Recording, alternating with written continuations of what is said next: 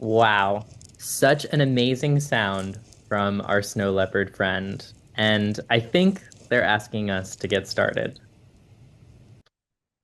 Hello, everyone. My name is Logan Torres. I'm a board fellow at the Nature Conservancy in Connecticut, as well as a Master's of Environmental Management candidate at the Yale School of Environment. And yes, that is a real recording of snow leopards that our TNC cameras picked up in Mongolia. We're here today to zoom in on these amazing animals and the work happening here and across the world to protect them, along with the members of local communities in Mongolia. I'm so honored to introduce Erica Anderson, the Conservation Information Manager for the Nature Conservancy in Connecticut, to share more. Erica has been researching snow leopards, the paths they travel, the areas they share in Mongolia with livestock and herding communities, and their habitats. She recently spent a month in Mongolia for some of this work and is excited to share what she's learned. And she'll be showing you snow leopard videos recorded by TNC. We'll also hear what's next for snow leopard protection.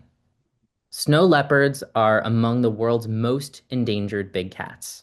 They need us. So thank you for joining us to support them and to be a part of conservation solutions. Now it's my absolute pleasure to turn it over to Erica. Thank you so much for the introduction, Logan. And hi, everyone. I am Erica Anderson. I am the Conservation Information Manager for our Connecticut chapter here at the Nature Conservancy. And thank you so much for joining. So I guess we'll just dive in. As a part of my master's dissertation with the University of Leeds, I had the incredible opportunity to do a CODA fellowship and support some of our Mongolia chapter's incredible work in Western Mongolia. A CODA fellowship is a sort of professional development opportunity that the Nature Conservancy offers their employees, where you get to work with another chapter or another division on tasks that may or may not be directly related to your immediate role with your home chapter. It helps strengthen our relationships with our other chapters as well as the partners that they engage with. And it's essentially the embodiment of our One Conservancy vision and values.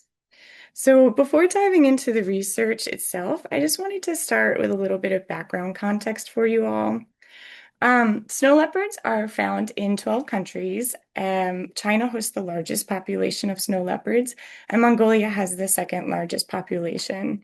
It's estimated that there are less than 4,000 remaining in the wild, and in 1972, they were declared a protected species, and are listed as vulnerable on the IUCN Red List.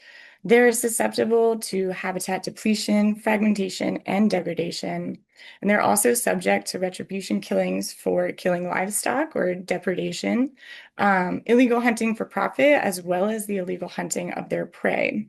So despite all of this, snow leopards remain a keystone species. So this is a term that means that their presence is often an indicator of a healthy ecosystem.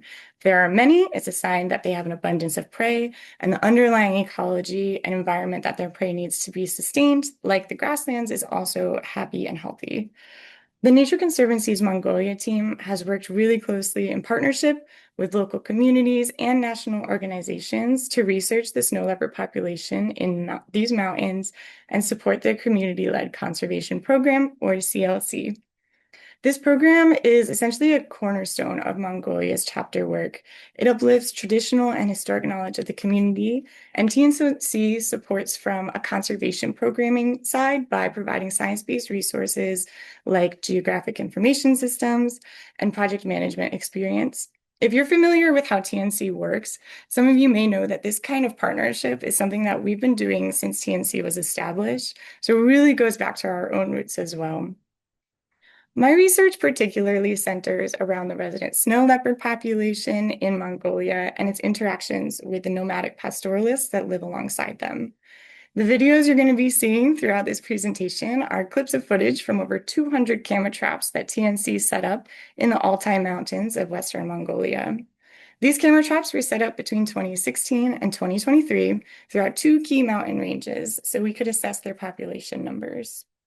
There are five main components to my study, starting with a regional assessment. So this describes the ecology, examines the culture, and explains the history of protection in the area. And it kind of sets the scene, if you will. Then we worked on identifying snow leopard habitats, learning about their behaviors and understanding where our current research needs and gaps were. Following that, we dove into a core of our geographic analysis and modeled habitat suitability for snow leopards throughout our study area. And then using these prime habitats that we identified, we then built a corridor model to show the connectivity between these key regions. And then finally, we did a herder conflict analysis where we apply and synthesize all of the models that we've built with live data of the herding communities' locations and identify opportunities for mitigation. So let's get started. We'll start off with that regional context. What you're looking at is an overall map of Mongolia. It's a vast landlocked country situated between Russia in the north and China in the south. It has a cold and semi-arid climate with short summers, long winters, long, very cold winters. The landscape is dominated by these towering Altai mountains in the west, where it says Altai Sayan, coniferous forests of the north, rocky deserts of the Gobi in the south, and then these timeless, grassy, semi-arid steppes of the east. Our focus particularly is in the mountains of that Altai-Sayan ecoregion in the west. It's characterized by alpine vegetation with subalpine shrubs and meadows. The capital of Mongolia is Ulaanbaatar, where the population is quite dense, but then living across the rest of this super vast geography are the nomadic pastoralists. So the herding community moves seasonally to new grazing pastures, and about 1/3 of the total Mongolian population actually relies on animal husbandry for a living.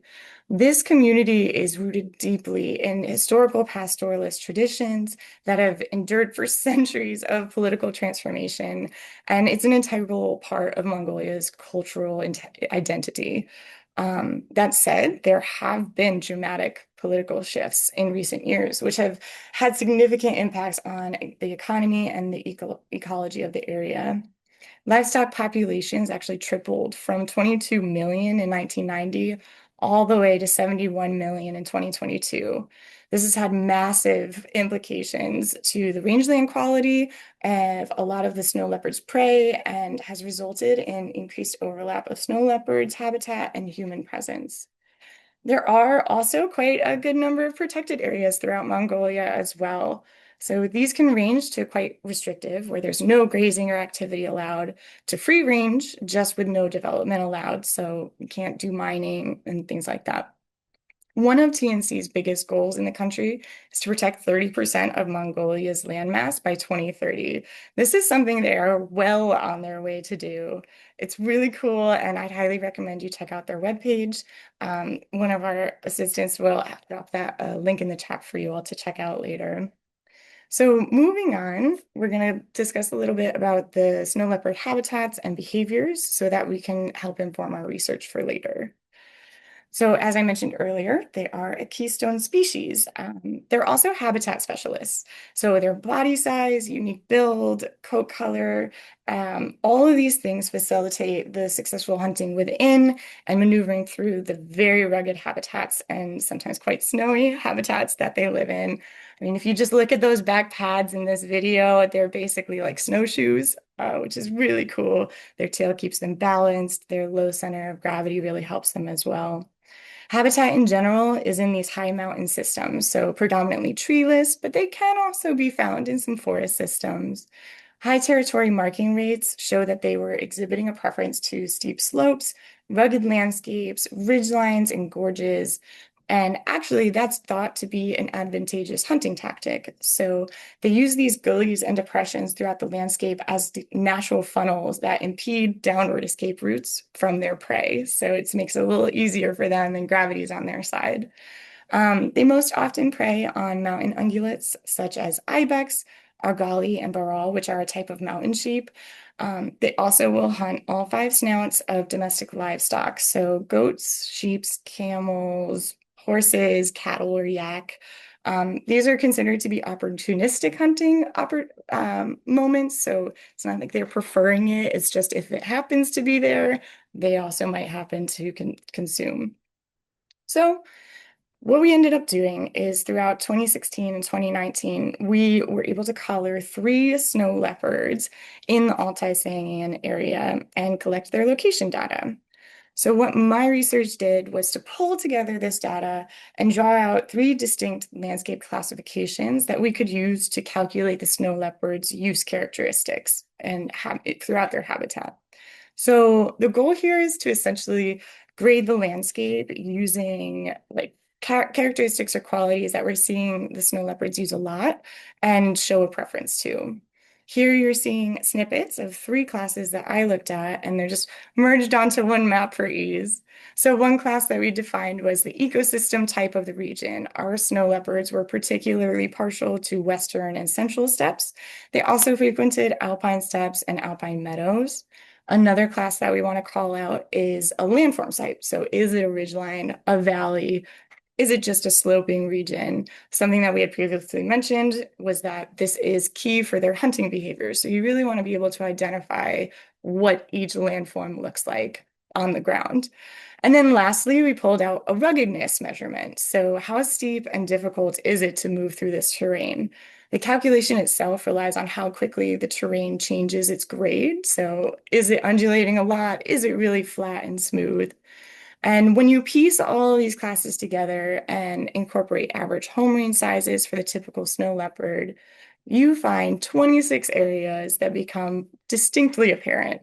They're called out here in this like rich teal color, and they each have their own little identifier numbers. So these areas that you're looking at indicate the best habitat for a snow leopard, and it meets their home range size requirements. At this time, approximately like 53% of these core habitat regions are completely or partially within a protected area, which is very exciting. It means it's a really great start. It just depends on what level of protection it might be. And if you look at the rest of the landscape, it's graded. So red means it's really unsuitable habitat. Orange to yellow, less than ideal, but potentially maneuverable. Green and dark green is those key areas. And then once you incorporate home range, you get the teal blobs and the teal polygons. So the next step in our analysis is to identify potential paths that snow leopards might use to navigate through and between these core habitats that we have up here. So when we highlight both the core habitat and these pathways, we can illustrate regions that might see increased conflict between snow leopards or other wildlife and humans. So these corridors are designed by taking into account the suitability of the entire landscape and then discounting regions that a snow leopard cannot or prefers not to navigate. For example, it's easy for them to move through that really steep, rugged terrain, things that we are not that successful at. They prefer not to move through a populated town, and they cannot move through a mining site. So you put all these things together, and they're called barriers and costs. You grade the landscape once again, and what we're left with is this sort of heat map. So showing all the best possible places for a snow leopard to move, and then calls out also the absolute best routes that they could move, which are seen by these red lines. The redder the heat map, the more able the snow leopard would be to move throughout that terrain. I also just wanted to sneak this next slide in here because it's really cool and really encouraging. So when we overlap that snow leopard location data that we had from our collars, so you'll see here in three colors, a bunch of little dots, that's all of our location data from our snow leopards. And then we overlay it with our corridor analysis. And then you see that they almost exactly use our predicted travel corridors. And in one case, a snow leopard is following directly on our predicted best path. So these predictions can be further ground-truthed with more location data, but these are really exciting preliminary results. So I'm so thrilled to share them. Um, so I want to go to this next slide just to hang on it for a second. Again, I'm showing the snow leopard location data that we had, but then all these other little dots that you're seeing throughout the landscape, these are herder points. So locations that herders are setting up their camps throughout the winter, summer, spring, and fall seasons. And then that red square block complex that you see up in the north, that's a mining site. So some of our final analysis was to bring all of this information together so we can see these critical pinch points where snow leopards are overlapping with the herding community or with active mining sites. Anywhere there's overlap, you're going to see an instance for considered an instance for conflict. Mongolia particularly is rich in natural resources like gold, copper, coal, and iron. Natural resource extraction accounts for almost 25% of the country's gross domestic product and 90% of Mongolia's exports. Out of 165 mining sites within the entire Altai-Sayan, 86% fell, or 86 mining sites fell within that corridor network that we were looking at.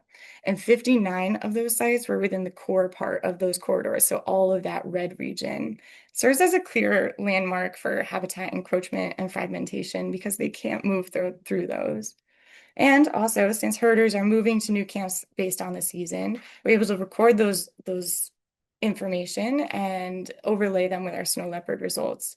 We found that of the total recorded herding locations for the entire Altai-Sayan, nearly half of those herder points fell within that corridor network. And of the herder points in a corridor network, again, over half of them are within that core network of pathways.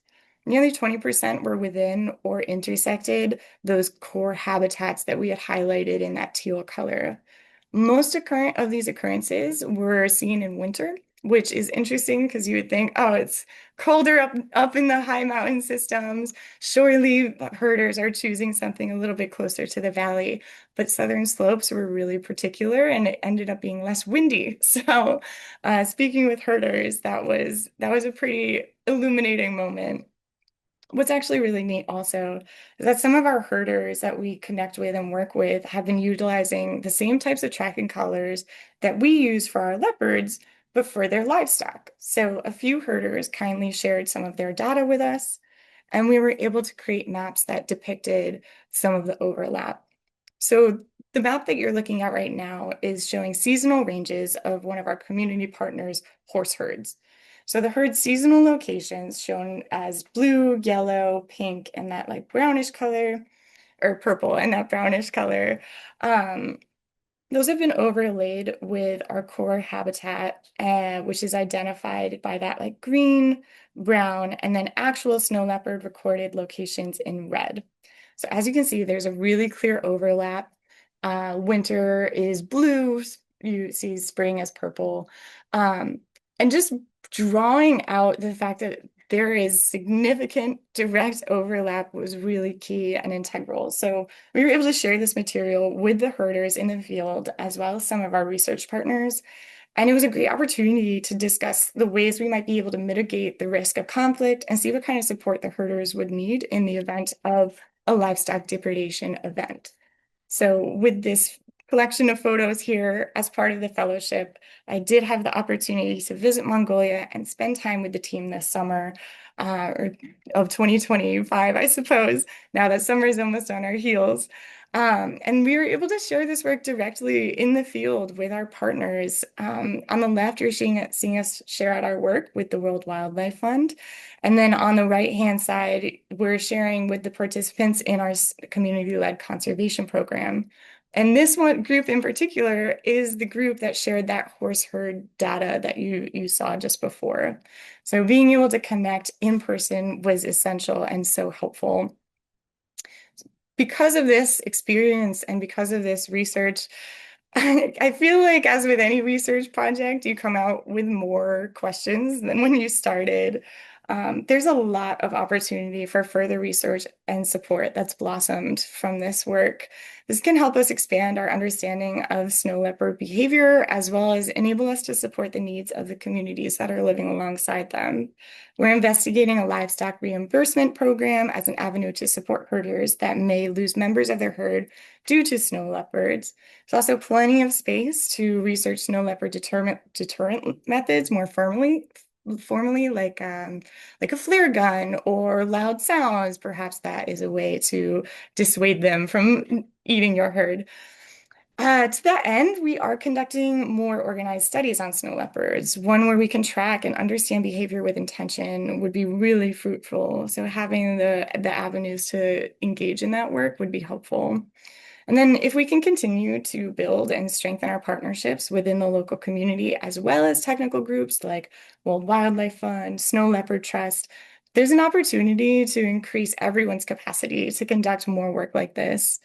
It's my hope that our knowledge sharing will encourage an environment of trust and reciprocity within the scientific community. We're also able to apply similar modeling approaches to TNC work that's happening in other focal landscapes, including in our home turf like the Appalachians. If you were to look at the ecological systems perspective, we apply to the Altai-Cayenne. You can centralize it to a broad regional scale for the apps and local scales like here in Connecticut. For example, this work could be applied to show us how we strategically choose parcels to protect to ensure the connectivity in a landscape critical for a species, or identify areas that need to be restored where there might be broken connections. Even then, we want to look at something as niche as a species perspective or as broad as projected climate change. There are a lot of applications based on that connectivity context. So I just wanted to share this final video. Recently gained a lot of attention. Like as I'm watching this with you, I can't help but feel like this work has resonated with so many people because it brings something so far out and exotic and cool straight to home. Though the landscape is different and we don't have snow leopards here, unfortunately. The challenges to landscape connectivity and what that means for species conservation and cultural preservation is every bit as much the same as our neighbors. This kind of work is a comforting example of how we can find harmony between humans and wildlife during times of necessary growth. So with that, this concludes my work at this time, but hopefully more to come. Thank you so much for tuning in and listening. Can't wait to share more. Thank you. Thanks, Erica. That was amazing. So we have some time for Q&A. It's looking to be about 20-ish minutes. So I have a few questions to start with. I see a few questions coming in, and we'll start pulling those. I wanted to start by going back to the first part of our session today and asking you what kind of vocalization did we hear in the beginning? Yeah, so that sound in the video, it's a yowl. They can't roar because their vocal cords are too small. Believe it or not, I mean, small cat, small, large cat. This sound helps them communicate across longer distances, but they can still growl, it was kind of cute. They also do this thing called a chuff or a Preston. It's really unique to them, and it's like this series of little puffs that come from a big cat. It's a social form of communicating, and it's non-threatening. Other research says that they purr, so they have a pretty wide repertoire. That is so cool. And yeah, as I was hearing it, I'm fortunately taking care of a cat and I was like, wow, it sounds so similar, like social engagement. My next question is Um, you talked about a little bit about the culture and tradition and community identity around snow leopards in Mongolia. So I'm curious to learn a little bit more. And additionally, if there is a difference in Ulaanbaatar and the urban view versus the nomadic lifestyle and generally how it fits into Mongolian culture. Yeah, absolutely. So I guess I'll start with the first one. Snow leopards in general are really deeply rooted in their history and culture and for many Mongolians. So their strongest connection, and to the point of your next question as well, their strongest connection is actually to that pastoralist tradition. The seasons and movement, a lot of music and art and books and everything are centered around nature that they and in essence also we like will survive on. So we're a little more removed from it than they are. Same with Ulaanbaatar. It's a city, so it is a little bit further out.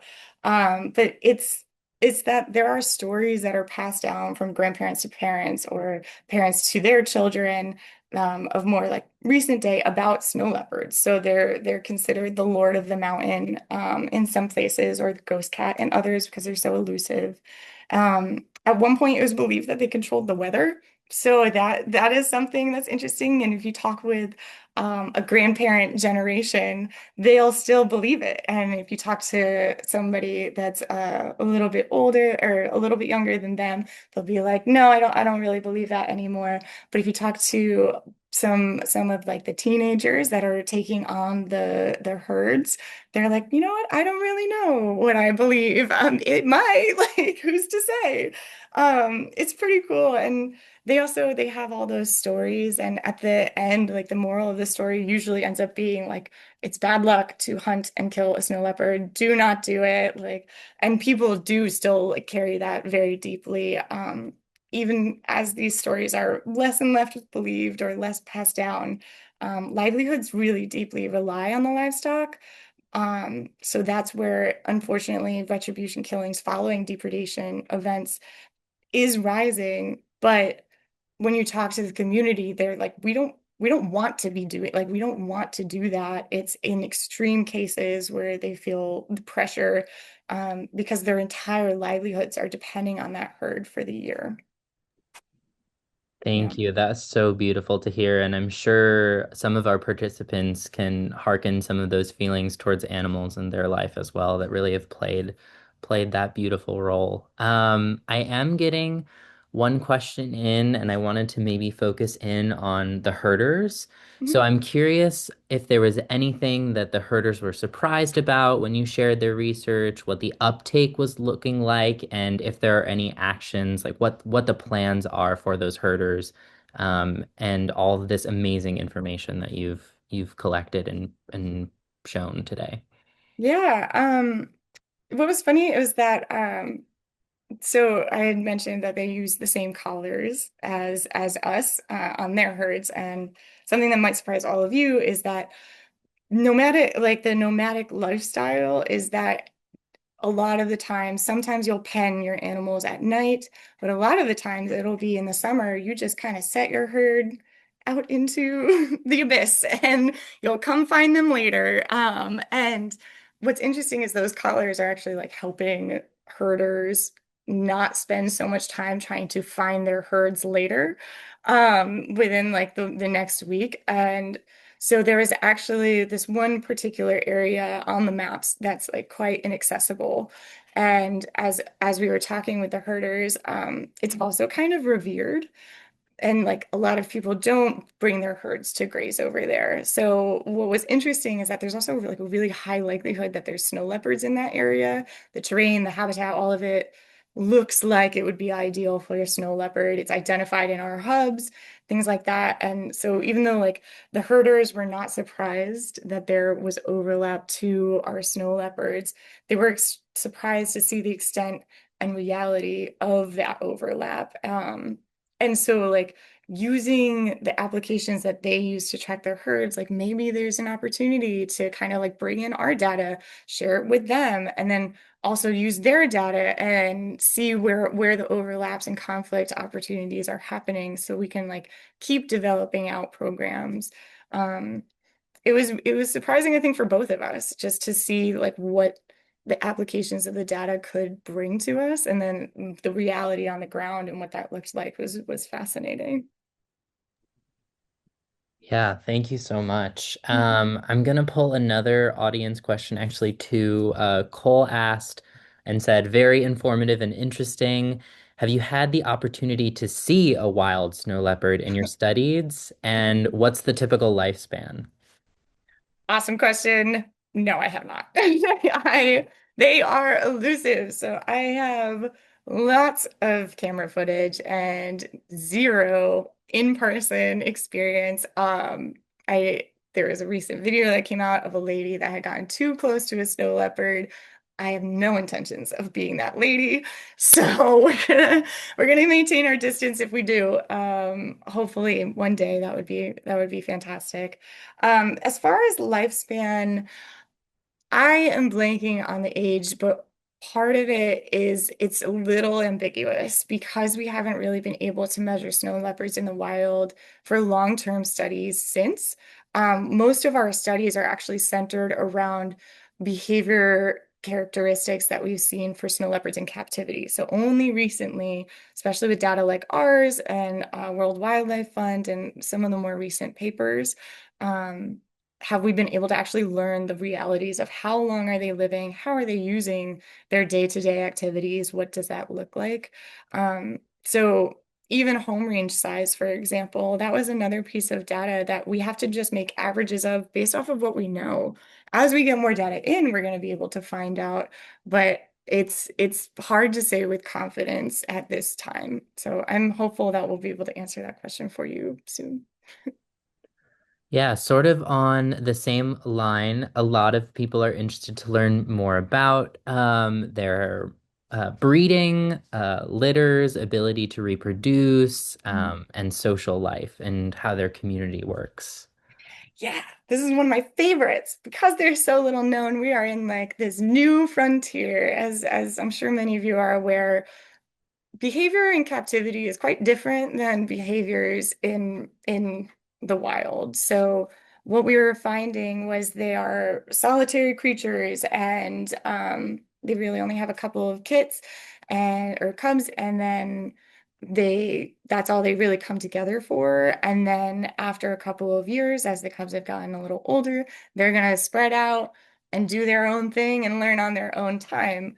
But what's super interesting, especially based off of the like herding communities reporting, is that they're starting to see a lot of snow leopards together and like communal feedings, things like that, things that weren't recorded previously. We were always thinking that they were solitary creatures. So to see that like front hand, boots on the ground knowledge and experience contradicting the what little we already like think we know about snow leopard behavior was really cool. And it also, again, opened up another avenue for like, all right, let's see what we can find out in person, see how many times they're seeing snow leopards together. Some of the herders would like show me videos of multiple snow leopards like walking along a ridge line, which is something that is not considered normal, if you will. So, um, it's a little bit of a new experience and we'll see. But at this time, we're thinking that they're solitary, that they only come together for breeding purposes. Another way that they communicate, so you'll have seen in the videos, there's lots of that like back scratching of their feet. So that is a scratch site or a scrape site that actually helps us identify where to put our camera traps. Camera traps are also a non-invasive method of collecting data. So you just pop it on, come back to it later in a few months, and some of them will automatically upload the photos, but other times you have to go get the card out, do it all yourself. There's also another form of communication that is like spraying. So they use their urine to mark out territory, and that like scents that come out of that will help snow leopards identify like who's in this range. Are they a male, a female? You can sometimes gauge size based off of it. If they're breeding amenable to it. Um, there's also like if you noticed in that last video when the cat is like showing his teeth and like scrunching up a lot, you might have seen it with your own cats. That's called Fleming. So they're pushing air and scents up into the back gland of their like this like nasal throat passage area. That also helps them communicate with other snow leopards to see what's going on, who's around, things like that. Wow, all so fascinating. And it sounds like there's so much we know, but still so much left to discover. This is a bit of a specific question. So, from Jonathan, they state, in Africa, retribution hunting of cheetahs takes place when farmers fear they will kill their livestock. To help prevent this, nonprofits are training guard dogs to scare cheetahs away and providing them to farmers. This has proven to be successful in their case. Is there anything similar being done to prevent retribution hunting of snow leopards? I'm so glad you asked because that reminded me there is something exactly like that happening. I don't know if you guys have ever seen a Tibetan Mastiff. They're like giant dogs. So some herders, if they're able to afford it, will get guard dogs. And surprisingly, the most effective measure has been to have at least two. So some herders will have one guard dog, and they're strong and big and alarming if you're not used to seeing one at first. You should not pet them, but they are really great at protecting livestock, and having two has been shown as a successful deterrent method. Um, Way cool. And so there's also a thought of like you have livestock deterrent methods, like I was saying, with the flare gun, like maybe bright lights, maybe loud sounds called a flashbang. But then guard dogs is another potential way to protect livestock. We've also looked at predator-proof fencing, which is essentially, or predator-proof corrals. They go by many a name, but it's essentially this fencing that you can put them in at night that also like comes up on the sides and then angles inward almost, and it's supposed to kind of dissuade and be spiky and way to prevent livestock from escaping, and then mostly to prevent predators from getting in. There's also been some preliminary success with that, but it's expensive. So trying to find ways to be able to support the community and like give this equal opportunity to everybody. So you can roll it out small and find a way to make it a little bit more efficient and effective later on. That's kind of how it is with all of the potential methods. And sort of as a follow-up question, I'm just curious about your personal opinion on what you view the uptake, reaction to be, any general feedback management techniques, and anything you've learned about the implementation of all this information you've learned.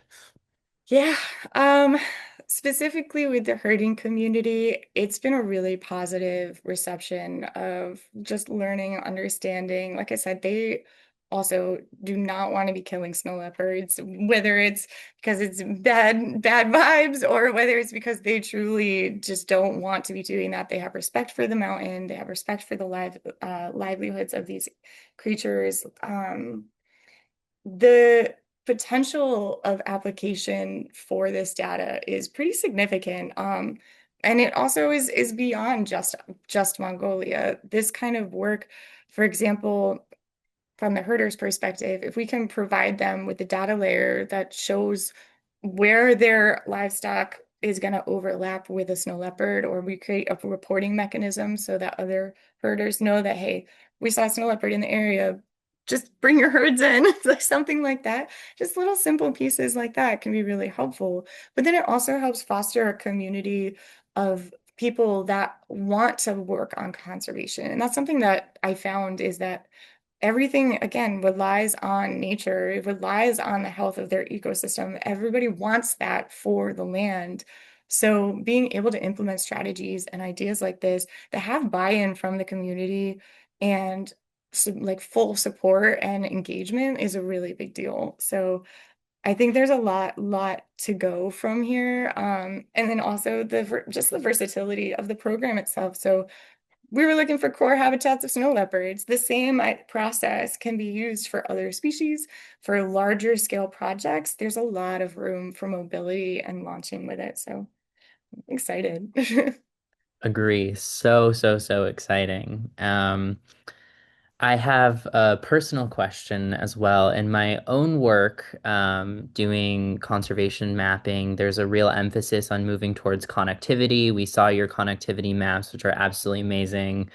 Um, Speaking from personal experience, they're quite difficult to make, so it's just amazing how beautiful and seamless it is. So I'm curious how you interpret and think about changing landscapes and changing climates when you're thinking about projecting for these species. Yeah, it's funny that you bring that up because I actually just had a call about that. It's essentially we want to be able to, because obviously you can't protect all 26 core habitats. Just using this as an example, that's really hard to narrow down. There are programs like Marksan that can help you kind of like piece out bits and parts. But being able to run models that can predict into the future what looks like there's going to be development pressure here. It looks like there's probably going to be a mining site here. It's working with the local municipal like version of a municipality or government, the planners, the doers, people that know what's coming can help inform, all right, well, these areas are probably going to either need heightened protection because they're going to be closer to something, or helps you focus on specific regions that are like, there's a lot of opportunity for connectivity, habitat, like stability, because it's climate resilient. When you run another model that involves temperature and precipitation and long-term predictability of what is the ecosystem going to look like going into the future. Um, all of these are complex. You are not wrong. It does take a lot of processing power just to run different queries that you're trying to show. But in the long term, these are always things that you have on your mind, like when you're making a project like this and trying to identify what makes sense to protect. You're always trying to look towards the future and see, all right, to help us discern and to winnow down instead of trying to attack the whole thing, what makes the most sense and where can we be most strategic in our protection methods. Definitely. Um, just got a question if from Coriano. If the snow leopard remains mostly unseen, how will we know the system is actually working and who's deciding that? Yeah, so that's a great question. Most of our ability to measure population has been based on camera traps, deploying loads of camera traps, and you set them up for a certain amount of time in a specific location. And each snow leopard has their own distinct pattern on their coat. It's called the pileage. So it's almost like a fingerprint. You can identify if that's a new snow leopard, one you've already recorded. You don't have to tag them. You don't have to do anything. It does, however, take a lot of manpower and time to identify how many times you've seen the same solo leopard versus another. So part of my research has kind of like the counts that we saw increasing populations for these two like protected areas that we had set our camera traps up on. So you want to scale that. There is even more camera traps set up by World Wildlife Fund. They have them throughout the entire Altai Sayan. Ours was just on two big mountains. So being able to scale that up, having the processing and manpower to take care of those. There's also a new partnership between World Wildlife Fund Mongolia and China, and they're all like collecting data together, making it work. So though incredibly difficult to find them, those are usually how our current methods of population counts have been. Because you could look for like sign, like so scat or spray sites and stuff, but that doesn't necessarily tell you that it was a different snow leopard. You want to like have a little bit of ground truthing there. You have to answer it. Wonderful. Thank you. Mhm. A lot of questions still, but we only have time for one more, so I'm gonna end on this from Titus, since I figured it'd be a fun way to wrap this all up. What is your favorite fun fact about snow leopards to share? Hmm. I did already tell you guys how cool it was that they can't roar. That is one of my favorites. Um, let's see. I think my favorite fact about them is like they're so beautifully built just for where they live. They don't really fight for territory, so like the the ground valleys, you'll see lots of wolves. Like that's the main predator in the valleys is wolves. They go fast, they go far. But snow leopards, because they're so well equipped for the territory that they fight in and live in and exist in, they're perfectly like built for it. Those pads are so good for navigating in snow. Their long tail keeps them balanced. They have a low center of gravity so that when they're charging down into those valleys to get an ibex, they can and they don't trip. And if they do, they rebound real quick. So I think it's less of a fun fact and more of just like I'm in awe of the fact that something like that exists. That is so cool. Yeah, I that's what I got for you. Thank you so much again, Erica. It's absolutely fantastic to hear from you. And thank you, everyone else, for tuning in. We'll be sending everyone a follow-up email over the coming days with a link to the recording of this webinar. You can also follow us on social media, which is linked at our website, nature.org/CT. I believe that's in the chat as well. You'll also see more on our website about this snow leopard work. So thank you again, and hope everyone has a great rest of their day. Thanks, everyone.